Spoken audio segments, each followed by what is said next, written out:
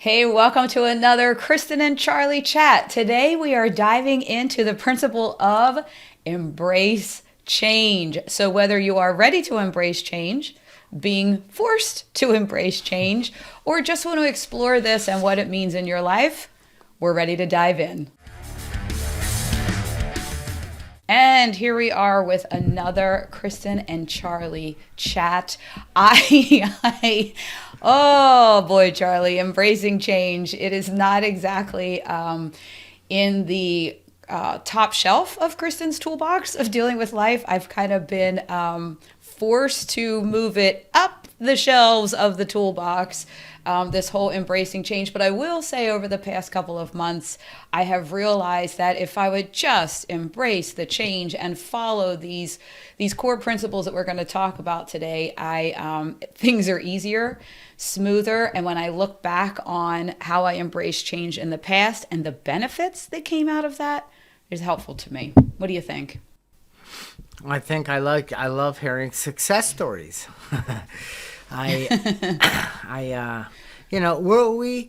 We are all about how we can help families raising blind or low vision children. We are all about people where they are on their journey of life could get whacked, hit, diagnosed with some form of eye disease that is a progressive loss over time. And I mean, these things are all equal to change. This could be accidents, detached retinas, RPs. It doesn't matter. But what matters is there's a change involved. I mean, change is the only constant in life. Now, those aren't great changes. Those aren't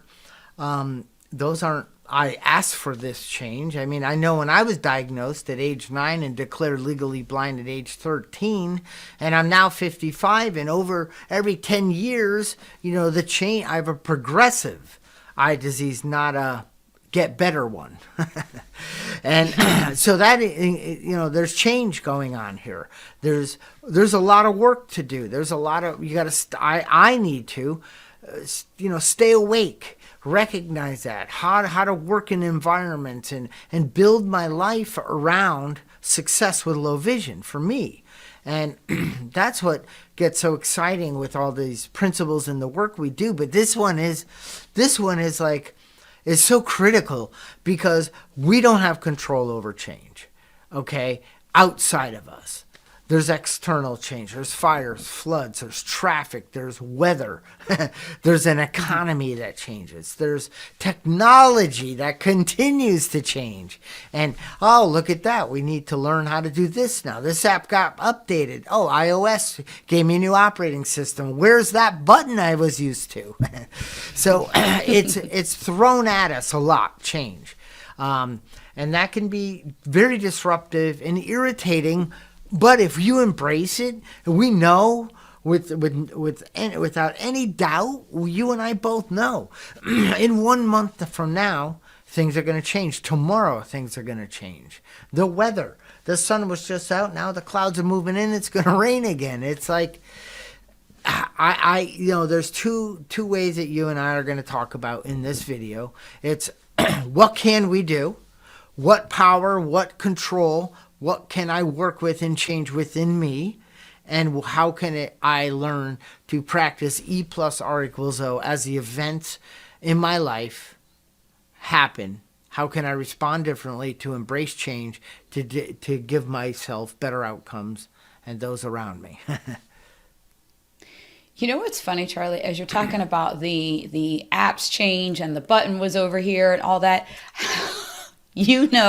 from firsthand experience how much I was embracing my old laptop that was failing me several times a day, had the new laptop and would not move over to it because I didn't want to have to, I'm going to have to update my passwords and I got to learn how to do this app. And now dare I say that I am loving the new laptop because the old one completely crashed and it was a week from hell that I had to try to get things off of it. And I was going to set up like a little chapel at Staples because I was praying that the kid there could get the stuff off my old one. I waited so long to change over to the new laptop, the change that I had to make, holding on so tight to the way that I was doing things with the old one, never even occurred to me how much easier my life would be to go through the dark week of having to remember passwords and put them all in on the new one. Because now this one, oh my gosh, it is, the editing software on it for things is so much faster. There are so many updated programs on this new laptop that I don't have to do the 10 steps I was doing with the old one. I could go on and on and on. But that is when I get so frustrated with myself that why not just say, okay, Kristen, it's time to move it to the new laptop. This is a big change. There are different programs on here, but life is going to be wonderful. Although I guess if you look at my history, that's exactly how I started my journey with when I heard that Michael was blind. I will say, though, I do look back on things like that, like when Michael's going into his new chapters of life, and or if my kids are struggling with something, and I think, well, when things changed all those years ago, Michael actually changed my perception of what my role as a mom was, which I think was the greatest change that ever happened to me. And when I look back on those successes, then usually that makes things easier for me to embrace change. It's just technology that I don't necessarily like to embrace. Well, you also, from sharing with me, is you weren't willing to, in change to, is let go. Excuse me. So, you know, you had your fear and your stuff with your boys walking out that door and navigating life with a cane, with a handheld device that could help them navigate and read things to them, with a brailler, with different tools, but and friends and the power, the confidence within them to say, hi, you know, my name is Michael. I need to get to building this, that. Could you guide me today? Or whatever, you know. So, and deep down, you knew they had all that, but something still was pulling at you saying, but what if? What if they trip? What if somebody laughs at them? What if they can't find the room? What if, oh gosh, that's going to be so terrible for me. Because as you were telling me that story, that was great, because then you had, it's like you had an aha moment in that. And I don't mean to tell it, but I think that you and I talked through it together. It's okay for me to do this. Yeah. And that's where you realize I am thinking about me and the way I feel about my boy navigating this game of life as a blind person. He was navigating it as Michael, as a student, as someone that wanted to go somewhere in life. He wasn't navigating it as, I got to do everything through this lens. He had a different lens than you. And that was a change. And Michael worked on that over the years and became free of that bondage. And you finally, I mean, he did it to you at what, age 3? Then he did it to you at 21, 22. He said, Ma, stop it. Get out of here.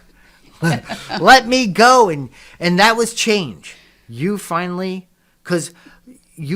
said, I've let go. I'm going to allow this boy to, I'm going to still be here. I'm going to help work with him, coach him, talk to him, be a team player with him. But other than that, he's 22. And so because of that change and that, how your perception and what shifted in you, what because of that, what change is coming in his life that you are joyed about? Oh my gosh. Now, I mean, he's going after every dream, and he's literally living the dream of graduating in the top of his class at Penn State, heading out to a job at Disney, which is a company he has loved since he could talk. I mean, he's got the friends that are uplifting and loving and fun. Like, he really has created an extraordinary life. Because I will say this too, Michael is the kind of person that has always embrace change. Change for him is exciting, and he's very much the forever optimist. And I used to joke when he was little that the glass was never half full with Michael. It was half full with the most amazing potion you could imagine, and there was an unlimited supply that was going to refill it. He's always been like that. Now, maybe some people that are watching this are like that or have a child that is like that. I also have the opposite end of the spectrum.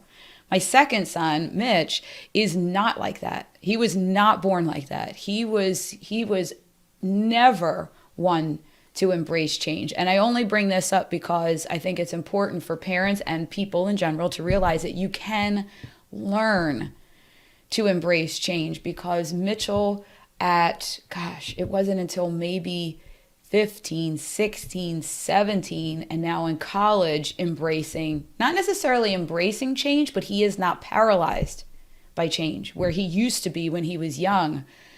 He was really set back and stalled when things were changing, especially, even down to changing clothes for the seasons here in Philly, like going from heavy sweatshirts and long sleeve shirts to shorts and short sleeve shirts. That was a big deal for him. He was at that core not embracing change, resisting change, but he did learn. We've learned a lot in our home by watching how Michael embraces life and embraces change, and being there as we always say, the guide on the side with the kids, not the one doing everything for them or solving their problems for them, even though we want to, guiding Mitch through changes, and my kids have had a heck of a lot of practice in the past 6 years for change. But you know what, Charlie? I actually see it as a benefit, as an edge, that those of us that have had to deal with a lot of changes, it's almost, I guess we get better with more practice. So if things keep changing in your life, cheer yourself on, because you're getting all this practice. It makes the next hurdle and the next change a little easier. For sure. And what you used to visualize in your own way, you created a story that hadn't happened yet for Michael going off to college, and you saw some struggle in that story for him that you thought it hadn't happened yet, but you kind of had this way of doing it, whether it was high school, college, and then you had that disruption where he kind of called you out. Then you and I talked about it. You saw more clearly that you were truly thinking about you and how you just wanted everything to be perfect, then you would be happy.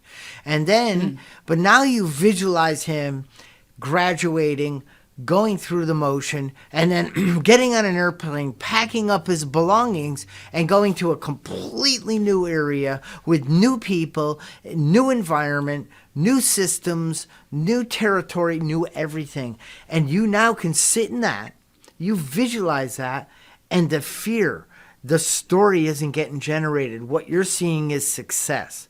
That's because you've changed. That's big. And now you've even seen with the laptop. I have thought, and why do we stay stuck? It's like, why, even though I know I need to do this, but I'll do it next week because I've formed a comfort zone. It might not be healthy comfort zone. It might not be a joyful one. It might not be a satisfying or fulfilling one, but sadly, it's as comfortable as I can be right now. So I stay in it, because what's more uncomfortable than leaving this space is actually changing. I've got to do something new, different, try, fail, maybe, and then I get to move from this not so good comfort, familiar zone to a place that will be better. But my brain's saying, don't bother. It's scary. Stay here. I know it's not the best. I know you're having a little suffering in this one. But to move on, that's even more scary. But you said it. I sucked it up. I did the laptop. I learned a better way to keep track of my passwords, because once we do this, we grow. We evolve. We become stronger and better people. You know the ones that all they do is bitch and moan and they stay stuck and they're in the ain't awful club and they don't take responsibility and change. Ho, baby. If you just wanted to come downstairs, go the other way. Are you kidding? I couldn't possibly. I've been doing it that way for 30 years. You know, that's who you don't want to become.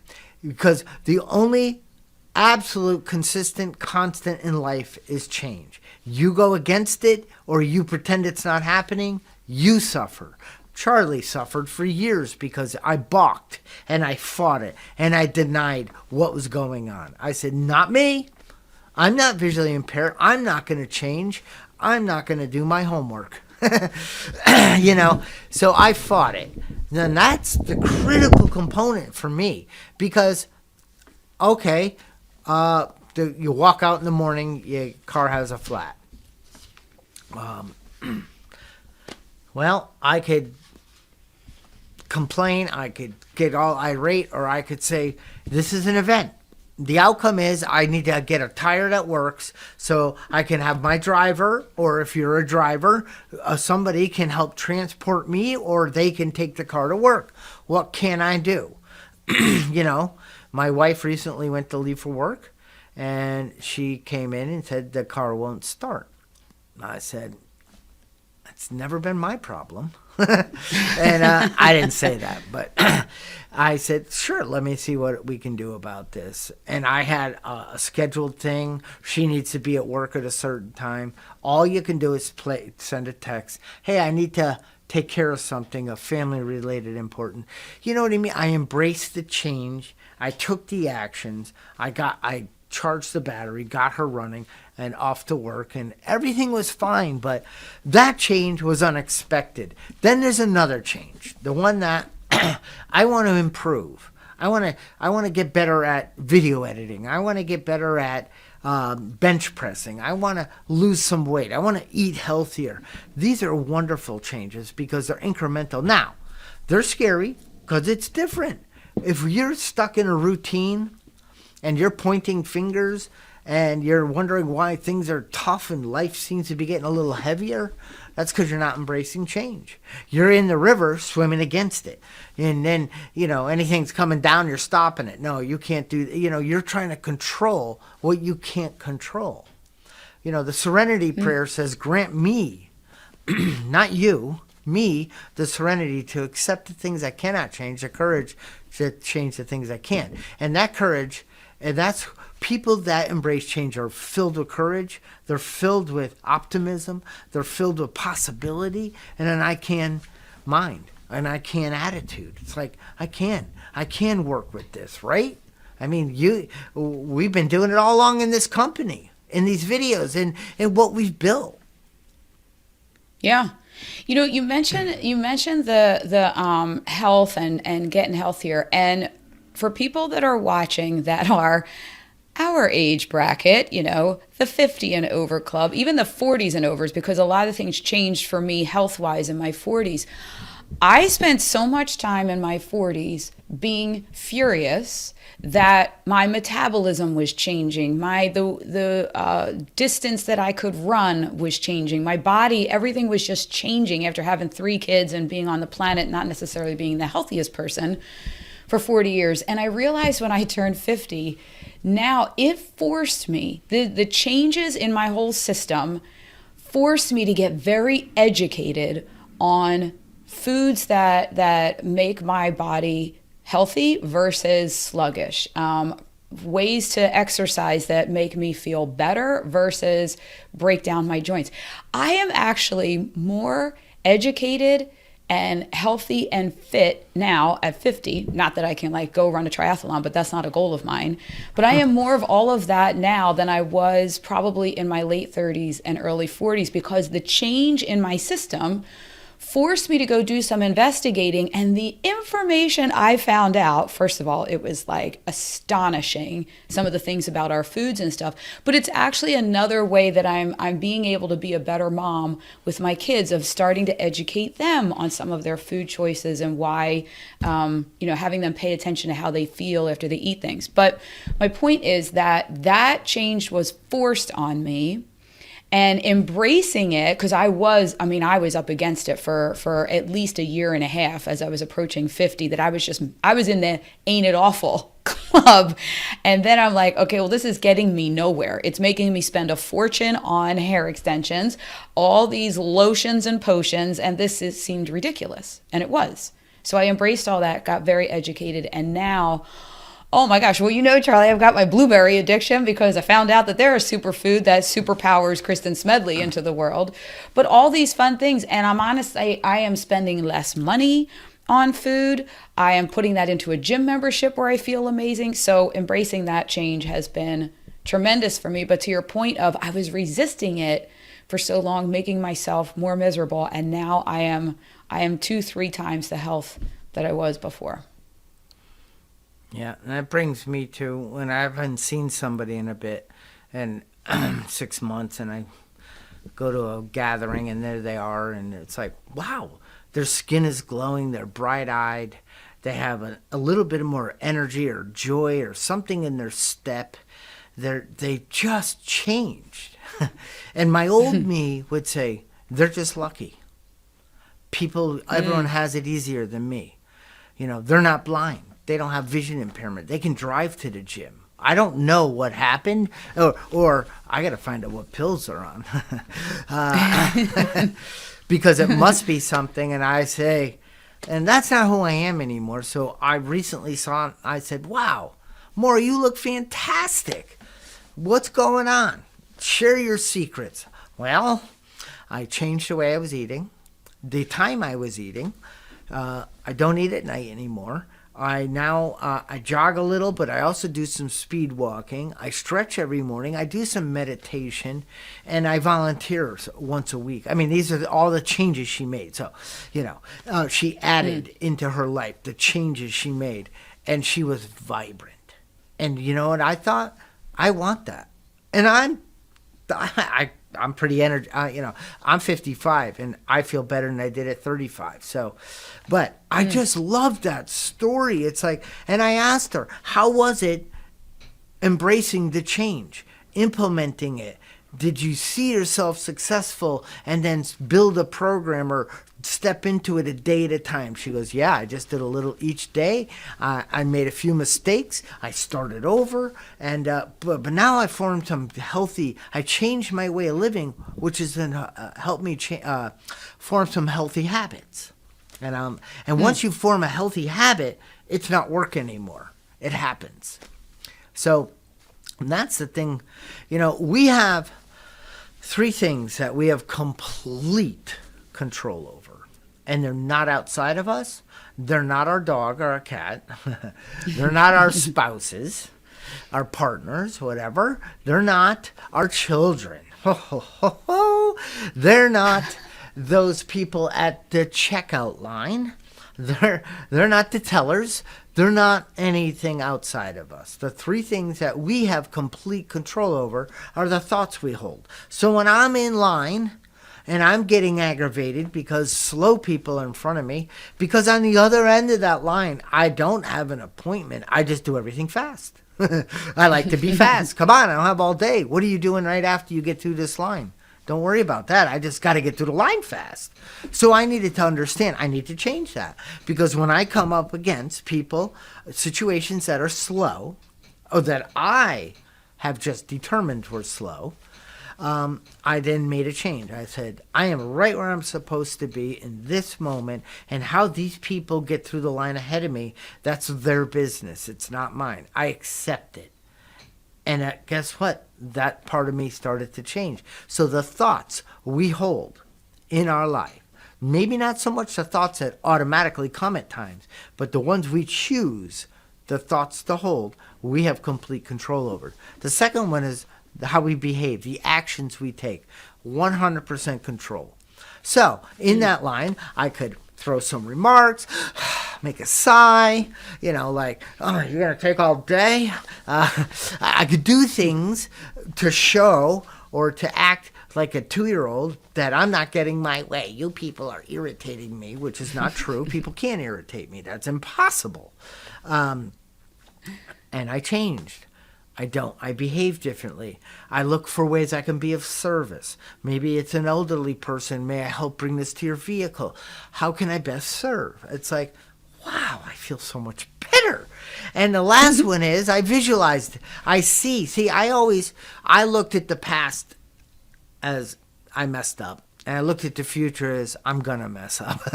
I didn't see me on a good journey. So, and this is all change, right? This is the future as I change my better self, become the best version of me. And why do I want to do that in my life? Because I want to help guide people. I want to help people. I want to help transform. I want to show people what it's like to live a life of success principles, of what joy is, and what taking your power back is, and what waking up every day. I have a choice. I could wake up and be aggravated. I'm legally blind. I can't get to the doctor. I got to ask for a ride. I can't. I wanted to go to that store today, but no one's here to drive me. It's too damn cold to walk. Oh my gosh, now it's raining. Life is terrible. And that could be it. But instead, I wake up. I wake up with clear vision. And I roll and I embrace change. I work on my environments to make them healthy and work for me. But I also, it started to rain. I guess my plans are changing. I'm not going to be able to take the dog on a hike. I'm not going to be able to walk to the store. I guess it wasn't meant to be. I'll choose to plan it at a different time. This flow that, oh man, it took some time, but that was a change, because if I fight that every day, it's something is ebbing, flowing, and changing. The universe does what it does, and I'm not in charge of it. You aren't? I could have sworn you were, Charlie. You're funny. Well, I'll tell you what. One of the things I realized, Charlie, and maybe somebody that's watching this will help. In terms of, I realized part of me, I envision embracing change like hugging change. I am not really one to hug change, because I tend to, there's a lot of change that has happened in my life that has been very big, and things have gone upside down and inside out. I lived for a long time in being so fearful of change. Like when things were going really well, I was pretty much waiting for the other shoe to drop, that there would be change and this would be eliminated. Instead, and I'd be upset and almost sabotage some good things that were happening. So what I realized, one of the things you said earlier, Charlie, about what you can do, what do you have control over and the courage to do that you can do? The first step I took was, I realize now when I'm feeling that, like I am so happy in this situation right now, and instead of saying to myself, but it's going to change and something's going to get hard, now all I do is say, I am so grateful, and let me just sit here and take this in. As they say, I never quite understood when they say be present and breathe and take it all in.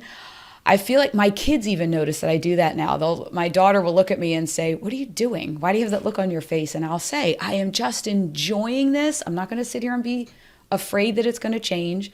I am just going to enjoy this good thing that is happening for as long as it's happening, and be prepared. If things are going to change, then I'll roll with it.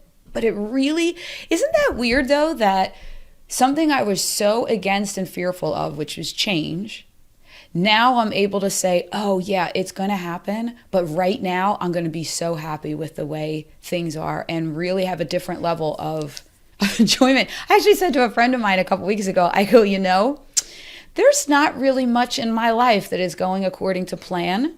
And I really don't know where some of these things are going that I'm devoting all of my time and energy to, but I've never been so happy in my whole life.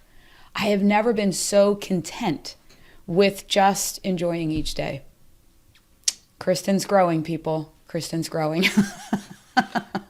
and since we have been focusing deeply on educating, learning, experiencing, working with principles, success, frustration principles, as we've been not only embracing them, practicing them in our lives, but we've also been teaching. And the big part of learning in life is you can't keep it unless you give it away. And how you give it away is is by teaching, by role modeling, but something, because if I walk up to my sister who's a bit unhealthy and a bit overweight, and I hope she doesn't listen to this, but anyway, she knows, and I said, you need to change. First of all, I'm trying to change something I don't have the power to, or any business sticking my nose into. But I can show up, be Charlie, be happy, just be me. And she might not tap me on the shoulder and say, all right, what are you doing? It is not that easy, life. No, life is not easy. That's why we get up every day and we work at it and we embrace change. We take responsibility. We believe in ourselves and we believe it's possible. We work on the inner critic. We transform that to the inner coach. We talk to like-minded people and share our struggles. We come into this Thriving Blind Academy community on Mondays and we talk about things and we share our struggles or what worked or what didn't work. When we jump into our private Facebook group. So, we don't need to go at this alone, but we do need to understand there is a combination. There is a combination of success. It isn't wake up. People that live free of that bondage of self, where they're pointing fingers, they are feeling sorry for themselves, they're living with depression, they hate the fact they have an eye handicap. I don't mean to say that, an eye disease. That they don't like the fact their children has it, or their husband or wife, or whatever the story is.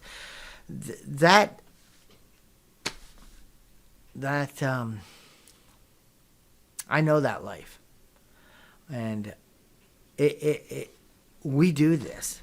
We do this so we can not go back, because for some reason I'm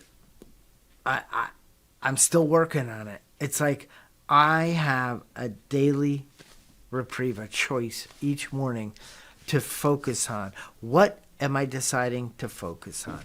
Is it just about me? See, a self-serving life focused on me is not, I don't find fulfillment and joy. How can I look outside of me? And then that takes away my eye. When I'm teaching, Kristen, when you and I are doing this, I don't have legal blindness. It's not a problem. I don't really know what a camera is. That's okay. The camera's not saying you're silly for not knowing. You know what I mean? It's like, when I'm outside of me, when I'm teaching and coming from this place, embracing this change, this life that I committed to living, I don't have a problem. I don't have any until the next one arises. As we wrap up this episode, that we could go on and on about this embrace change, I'm thinking about a friend of mine who, his name's Kyle Bryant, and he has a rare disease that is just chipping away at his entire system. Was a perfectly healthy person, and then, after years of things just degenerating, ends up in a wheelchair. His speech is going to start to slow down. All of these things that are happening to him. And he is one of those people that people are just drawn to. I mean, he has an energy about him.